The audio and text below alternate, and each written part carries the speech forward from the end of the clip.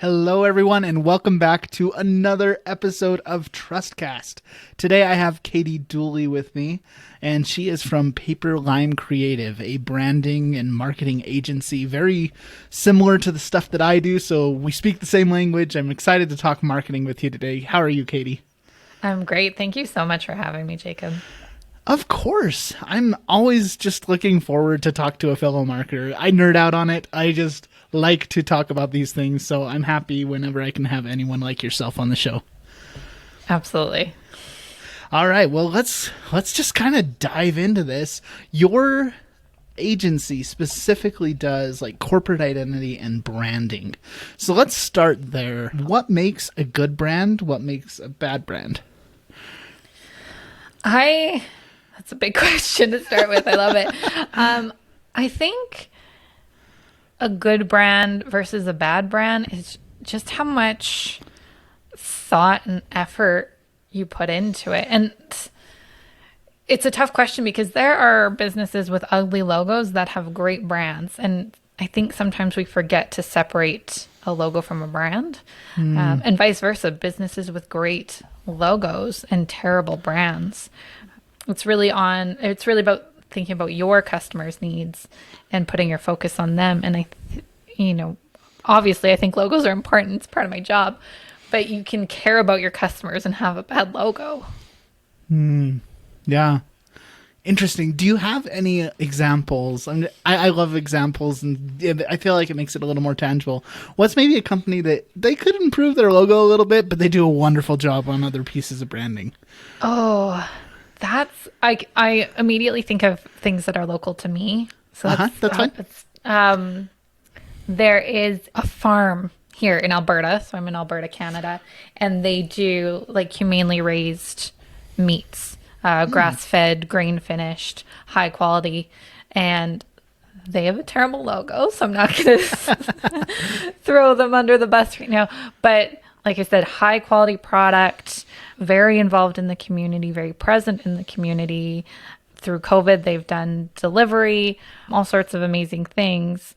And maybe their graphics aren't great, but they know who they serve and how to serve them. Yeah, I really like that because to me that really makes it very tangible what makes a good brand then, right? You're talking about serving the community and serving their people. And at the end of the day, I think that's one of the biggest things you can do to generate trust and brand loyalty, regardless of what your logo looks like. And obviously, I like good logos. As a designer, I'm sure you do too. Absolutely. And that's where we step in, is when you have a great product and your competitor has a great product, and you have great service and your competitor has great service. So as a consumer, how do you differentiate at that point? And that's where people like us come in and make you look good and polish all that messaging so you can be competitive. But the core of the brand is who you're serving and doing your best to serve, right? That should be the focus, I think, of every business, instead of something that's centric and self-serving. And sometimes, we all get into business for maybe a little bit of ego and to do something for ourselves, but it's not sustainable if you're at the center of it long term. Yeah. And we may be going a little bit too far out of the marketing realm, but as a business owner, I am sure you can talk a little bit on this piece too. But what are some of the things you can do to check yourself and make sure that you're not bringing that ego in and you're not making it all about you, but that you make sure that, you just have that check, right, to make sure you're still thinking about your customers. Absolutely. And I think that's a huge part of marketing. Couple of things that I think are good checks. All of this depends on what your business is and the setup of your business, but your brand values or your mission or your vision, why you got into business and how you hope to serve people. And then one tool I use and I provide my customers with is, I call them brand characteristics, or the lens in which you need to approach your customer. Okay, could you tell us a little bit more about that? What exactly is a brand characteristic, and what makes that different than a brand value? So I would say like values would be like honesty, integrity, those big ones, how you can conduct yourself, maybe if there's a complaint or a problem. And then brand characteristics are, or at least how I define them, are the personality of your brand. So mine are bold, friendly, laid back, fresh, and creative. So that's tells me if I'm writing an email, I need to be those things. If I'm answering the phone, I need to be those things. And that's a good way, if a customer's raised a concern, instead of defaulting to maybe angry or defensive, how do you come at it through your values, which might be things like honesty and integrity, and approach it in a way that is consistent and puts your customers first through those characteristics. So even if someone raises a concern, I'm still going to be friendly about it and look at it in those terms. Yeah. I think oftentimes when I develop a website for someone or I'm building something, I ask them, like, what feeling do you want this to give off, right? And I think that that's a very similar question, but I like the idea of having that be a piece of your brand, not just a piece of that creative, not just the logo or the website or the flyer or whatever it is, but have it be a part of the whole company, right? Yeah, and I reframe it in a way, how does the business owner want it to feel, but how does it need to feel for the person you're serving? I think was even arguably more important. And as a business owner, I think our tendency is to not do that. Oftentimes, I mean, I know as I work with my clients, it's like, well, do you like this or not? Like, oh, well, I don't like the look of that. I want to move it over a bit or move it up or make it bigger, whatever the critique is. But they're just going off of what looks good to them, right? They're just like, it's a personal preference thing. And I think that it's easy to do that, unfortunately. It is. It can be hard to step into your customer's shoes. That's definitely a difficult exercise, especially if you are not the same as your ideal customer. Mm-hmm. One example I like to give is there's a wedding photographer in the city I'm in, and he's a fabulous wedding photographer. He's a 50-year-old man. And typically brides who hire wedding photographers are 27-year-old females is the average. Yeah. So exactly your example of building a website, it might be his personal preference, but can he step into the shoes of a 27-year-old bride looking for a wedding photographer? And that I like that example because it's such a vast difference between who the wedding photographer's demographic and the bride's demographic. But yeah, if you're a millennial business owner, all of a sudden the differences are harder to see, and it can be harder to remove yourself and to step in those shoes. I think it's harder when there's less of a difference than when there is a big difference. Interesting. Yeah. Because it's almost like you assume that you are already in that demographic, even though you might slightly be outside of it.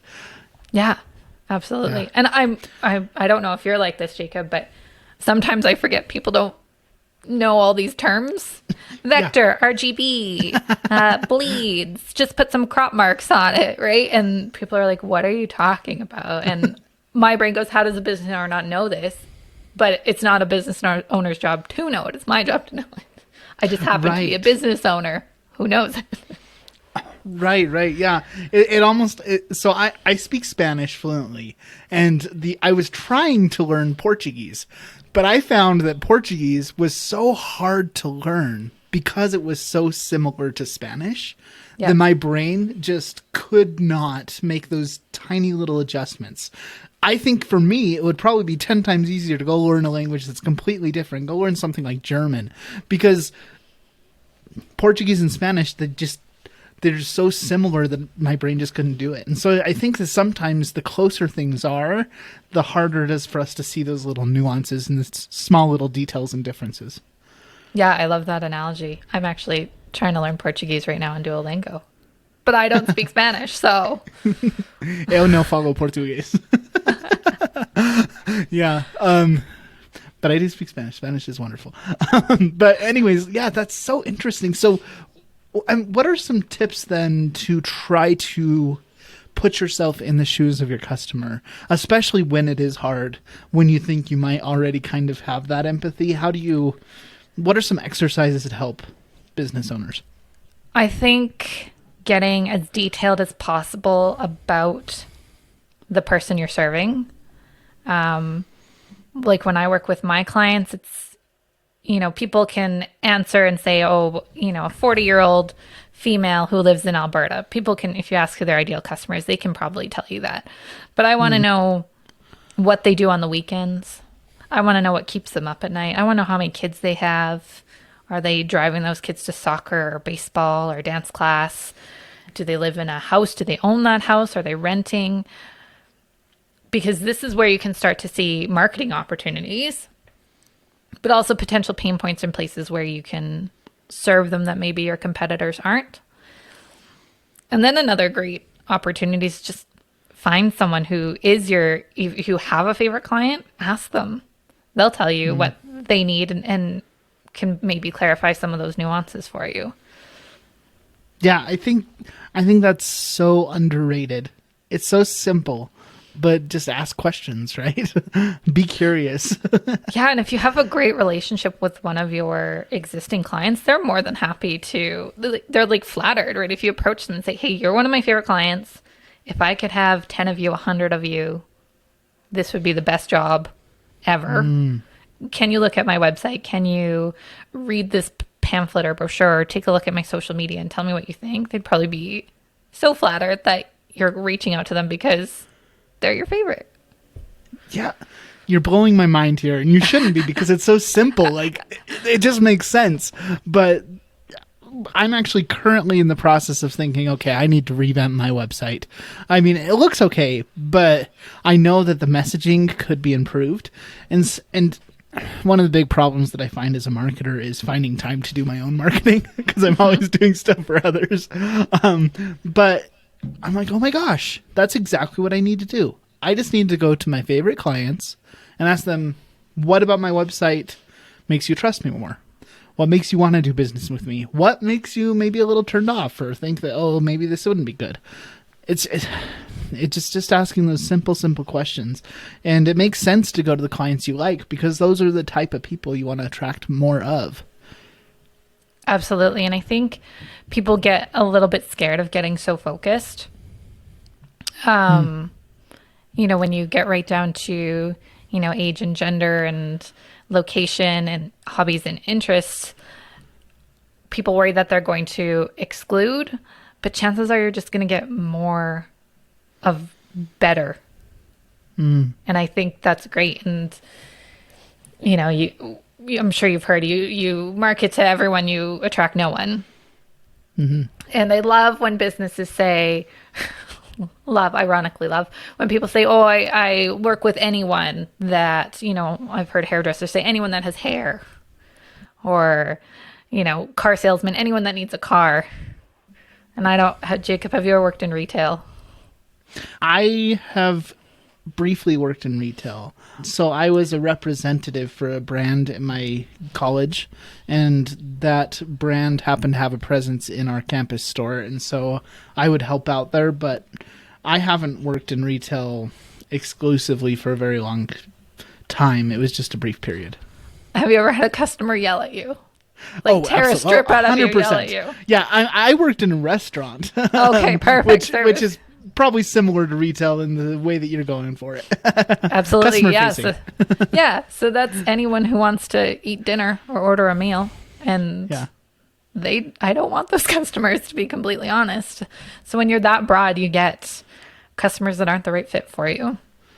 And whether that's price point or attitude or values or... So I love to get laser focused because then you get what you love every single time. I really like that because hypothetically speaking, let's say you did attract everyone. Let's say every single person who wanted to eat came to your restaurant.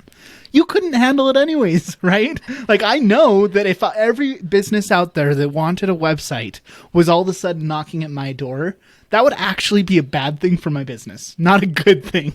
And so focusing just makes sense because I don't want every business out there. I couldn't handle every business out there even if I got them.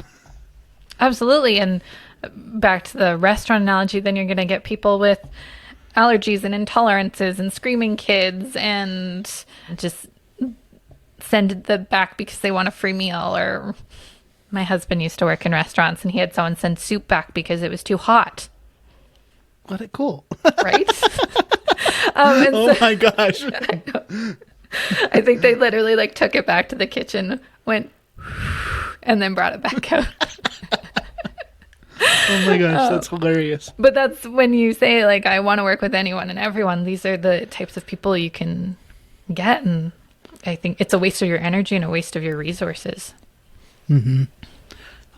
Yeah, that makes so much sense to me. So you might as well choose a very specific kind of person you want to work with and really put all your efforts into attracting those people. And that doesn't mean that you can't do work with other people.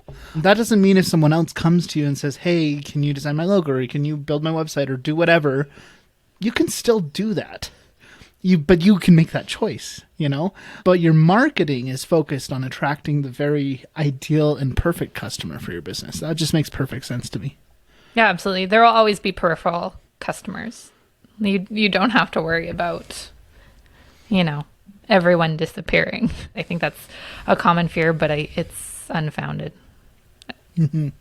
So if I've understood this right, the goal is to define very specifically the type of person that you want to work with, the ideal customer, the person that's going to be the perfect fit for your business. And then you design your brand, your values, and your characteristics. Is that what you called them before? Yep. So you design your values, your characteristics, your logo, your website, all of your marketing materials, everything around attracting that specific person. Do I have that right? That's dead on. Cool. Yeah, you're speaking my language here. I love it. Oh, That's good. Exactly the advice that I would give to just about any business owner out there. So I guess one of the big questions I have then is, you do those interviews with your perfect clients and you start asking questions and being curious. How does that then translate to the creative? Because oftentimes that's where I think the hard part is, where you know that you want to attract this specific customer avatar, but how do I do that? How do I actually attract that person? Yeah, that's the best part of my job and the challenge. It's a ton of research, right? Once you know who that person is, then it's figuring out what they look for in businesses that they frequent and what your business needs to be to them. And from there, from the creative side, I'll pick appropriate fonts or colors to evoke the emotion that we need to evoke and create something with some meaning behind it. Yeah. And at the end of the day, it's hard to communicate that, because that's why we have creative agencies out there, right? To do that experimentation and to actually put the thoughts into some sort of visual format that conveys those feelings. And really, it's a lot of trial and error. It's a lot of research. And a lot of times I think the best thing you can do is make different versions of it, make different iterations, and then go back to those people, right? Go back to that target audience and show them and say, hey, how does this make you feel? How does this one make you feel? Which one do you like more? Which would you rather? It's a continuous feedback loop. Absolutely. And such an important point. Don't just throw your creative on social media and ask for everyone's opinions. That's like my biggest pet peeve. Is if you're getting an opinion on your logo, your website, whatever, go to your target market, because every other opinion is superfluous. And it's just going to make it harder for you to make a decision. And then if anything's negative, you're going to have a hard time forgetting that.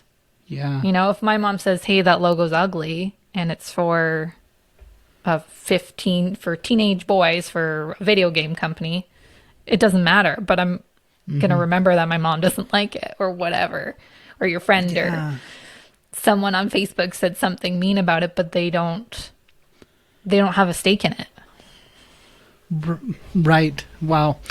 And it's interesting. I don't know what the psychological reason for it is, but I feel like those negative things stick a lot more than the positive things do. I mean, I could have like 1,000 good reviews for my business, and then one client could call me and be like, upset and leave a bad review or whatever, and it would ruin my day. I'd be so distraught over that one negative piece. And part of that is because I care and I want to do good. But another piece of that is I just think negative feedback, for some reason, it has a psychological piece in our brains that just latches onto that. Yeah, I was going to say that speaks a lot about you as a business owner, that you care about bad reviews or, negative feedback. And I think it's something that I know I have to get better at it as a creative person, is managing expectations, because there's constructive feedback and then there's like nasty feedback, and you can't do anything with nasty feedback. Right. Yeah, sometimes the best thing you can do with nasty feedback is just ignore it and say, well, that person must have been having a bad day. I hope they feel better now. Yeah, absolutely. Yeah, sometimes you are just the person who gets... Yeah, absolutely. Well, that kind of leads us into a different topic here. I mean, obviously, the whole point of this podcast, it's Trustcast. It's all about building trust with clients and with customers and conveying the right message for your business. What are some of the things that you do at your agency to make sure that you create a trusting relationship with your clients? I work very hard to be completely transparent. And I've also developed a process with my clients that's collaborative. So before I onboard anyone, they know all the steps we're going to take. They know timelines. Obviously, timelines are dependent on feedback, as you know, Jacob, but they know projected timelines. I always say I'm just an email or a phone call away. You can ask any question. No such thing as a bad question or a dumb idea. And I have touch points for my bigger branding clients. I have touch points all along the process, because I mean, I know other designers kind of have that initial consultation, disappear, and then like a month later, they come back and they're like, here you go. And you're kind of like, well, what were they doing for that whole month?